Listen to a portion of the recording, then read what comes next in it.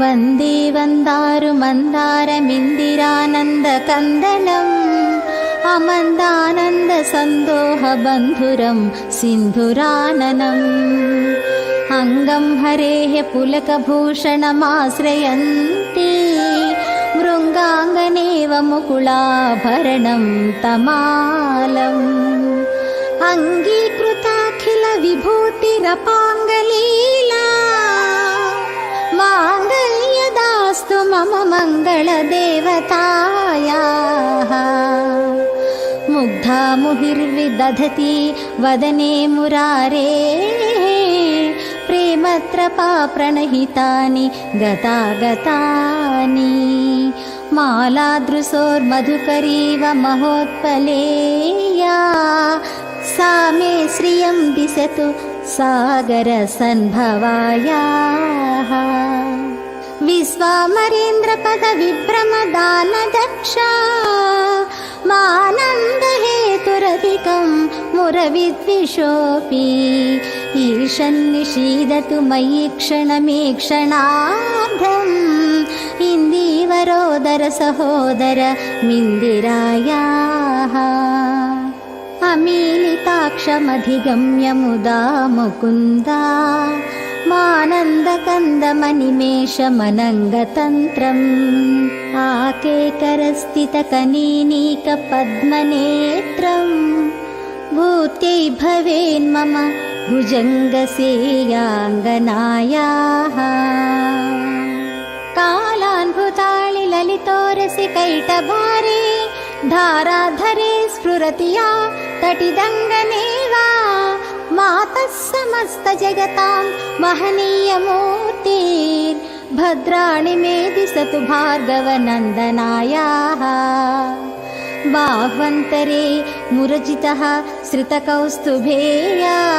हारावळीव हरिनीलमयी विभाति कामप्रदा भगवतोऽपि कटाक्षमाला कल्याणमावहतु मे कमलालयायाः प्राप्तं पदं प्रथमतः खलु यत्प्रभावात् माङ्गल्यभाजि मधुमाधिनि मन्मथेन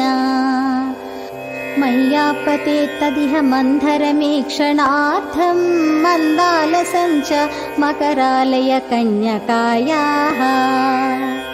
दद्यादयानुपवनो द्रविणाम्बुधारा मस्मिन्न किञ्चन विहङ्ग शिशौ विषण्णे दुष्कर्म घर्ममपनीय चिराय दूरं नारायण प्रणयिनी नयनान् भुवाः इष्टाविशिष्टमतयोऽपि नरा यया दयार्धा दृष्टास्ति विष्टपपदं सुलभं भजन्ते दृष्टिः प्रहृष्टकमलोदरदीप्तिरिष्टां पुष्टिं कृषिष्ट मम पुष्करविष्टरायाः गीर्देवतेति गरुडध्वज सुन्दरीति शेकम्भरीति शशिशेखरवल्लभेति सृष्टिस्थितिप्रलयकेलिषु संस्थिताया तस्यै नमस्त्रिभुवनैक गुरोस्तरुण्यै श्रुत्यै नमोऽस्तु शुभकर्मफलप्रसूत्यै रत्यै नमोऽस्तु रमणीय गुणार्णवायै शक्त्यै नमोऽस्तु शतपत्रनिकेतनायै पुष्ट्यै नमोऽस्तु पुरुषोत्तमवल्लभायै नमोऽस्तु नाळीकनिभाननायै नमोऽस्तु दुग्धोदधिजन्मभूम्यै नमोऽस्तु सोमामृतसोदरायै नमोऽस्तु नारायणवल्लभायै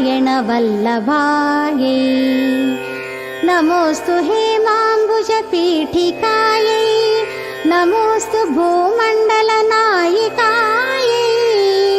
नमोऽस्तु देवादिदयापरायै नमोऽस्तु सेङ्गायुध वल्लभायै नमोऽस्तु देव्यै भृगुनन्दनायै नमोऽस्तु विष्णोरुरसि स्थितायै नमोऽस्तु लक्ष्मी कमलालयायै नमोऽस्तु दामोदरवल्लभायै नमोऽस्तु कान्ति कमलेक्षणायै नमोऽस्तु भूत्यै भुवनप्रसूत्यै नमोऽस्तु देवाधिभिरर्चितायै नमोऽस्तु नन्दात्मजवल्लभायै सम्पत्कराणि सकलेन्द्रियनन्दनानि साम्राज्यदाननिरतानि सरोरुहाक्षी त्वद्वन्दनानि दुरिता हरणोद्यतानि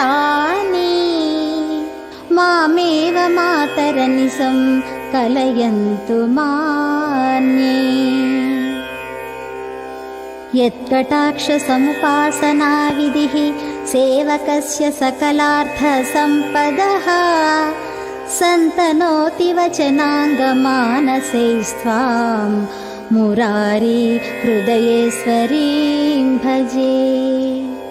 सरसिजनयने सरोजहस्ते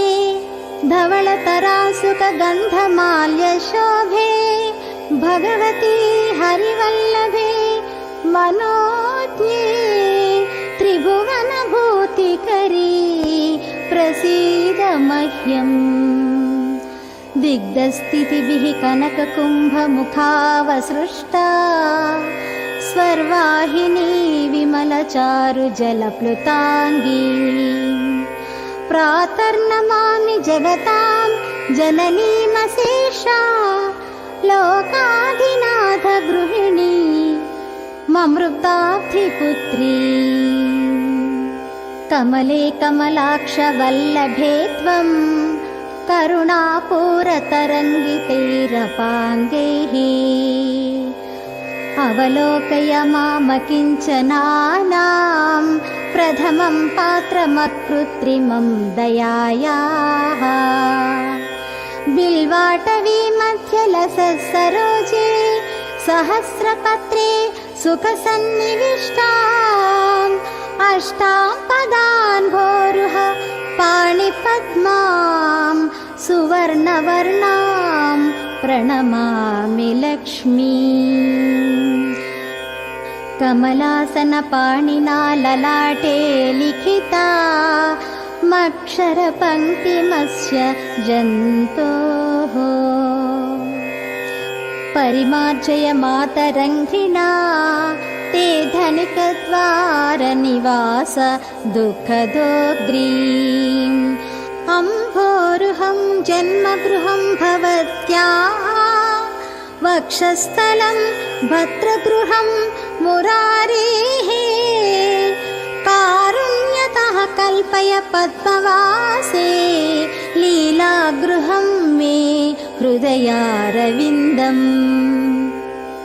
स्तुवन्ति ये स्तुतिभिः रमाभिरन्वहं त्रयीमयीं त्रिभुवनमातरं रमाम् गुणाधिका गुरुतरभाग्यभाजिनो भवन्ति ते भुवि बुधभाविताशयाः कनकधारास्तवं यश्शङ्कराचार्यनिर्मितं त्रिसन्ध्यं यः पठे नित्यं स कुबेर समो भवेत्।